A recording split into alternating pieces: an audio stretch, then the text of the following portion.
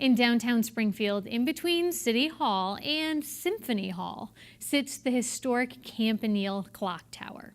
Once a tourist attraction, the Campanile has been closed to the public for decades, and its exterior is now lined with black safety netting to prevent loose limestone from falling to the ground below.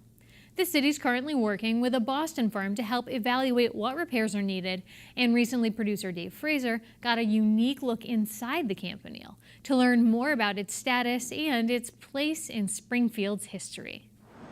It stands 275 feet tall and is more than a century old.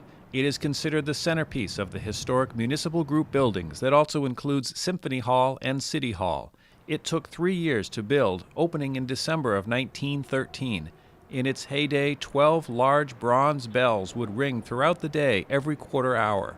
Former President William Howard Taft was the keynote speaker during its dedication. The Campanile is indeed historic. Anybody who was anybody was at the foot of the Campanile to dedicate and applaud, and that's how it began.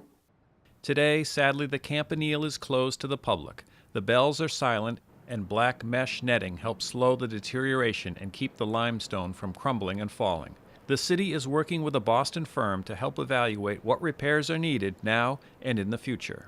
I think when this first started some years ago, when I took over as mayor, I think we were looking at a $10, maybe $12 million price tag. Things escalate, deterioration occurs.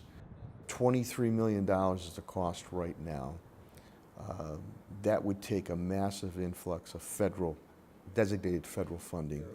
And our goal has always been to have it fully functional, restoration. That's our goal. That's what we're looking to do. Connecting Point was given a special tour inside the Campanile, along with the mayor and the city's director of special asset and construction, Peter Garvey. So behind you used to be the entrance in. This is the way you used to come in, and you used to be able to ring the bell. The bell still works, and the elevator would come down and take you up all the way up to the top. Over here is the dedication plaque from 1906. These are all the engineers and the people that were involved in the project. So, a lot of history.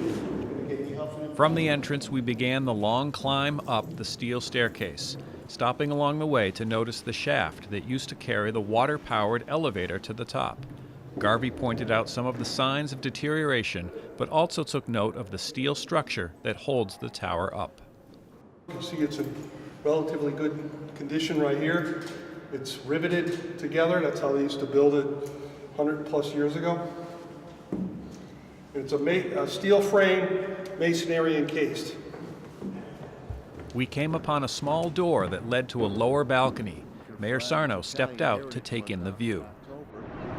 Old First Church, and you see the historic bones of the city of Springfield. This is only halfway up, or less than halfway up. Beautiful view. After several more flights of stairs, we reached the old mechanism that operated the 14-foot diameter clock.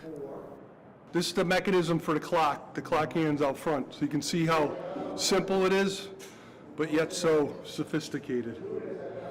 Everything had to be adjusted just right so all the clocks were doing the same time, and that's all done right there. A few more levels up and we reached the top. The mayor's aide, Mary Ann Sullivan, was the first to push open the door and step out onto the balcony to take in the view high above the city. During the 50s and the 60s, a trip to the top of the Campanile was a popular tourist attraction for visitors and residents alike, according to local historian Frances Gagnon. There was even a publication, which I have collected all things Campanile, and it shows all of the different cities as far away as Meriden, Connecticut, which is 39 miles. On a good day, you were supposed to be able to see that far away. After taking in the view and catching our breath from the long climb up, we continued up even higher, scaling a ladder to the belfry to look at the 12 bronze bells. The bells were a source of great joy to people. There was an official Springfield bell ringer, and there was a wooden mechanism of levers, and it was hard work. Those wooden levers were later replaced with a keyboard, and during our visit we were able to hear a few of the bells ring.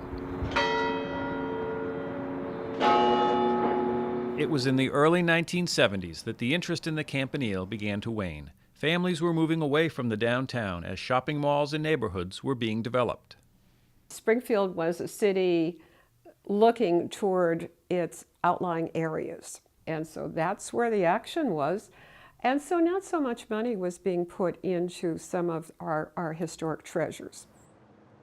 Today, with the new development in downtown comes a new interest in restoring some of those treasures, like the Campanile. And despite the lofty price tag, there seems to be a commitment to restore a piece of Springfield's history. Court Square, historic Court Square, Old First Church is there. I mean, everything, the gatherings would occur here, whether in celebration, whether in sorrow, whether to mark anniversaries, was always a center of attention. The beacon of hope, the beacon of strength, and power and empowerment for the people of the city of Springfield.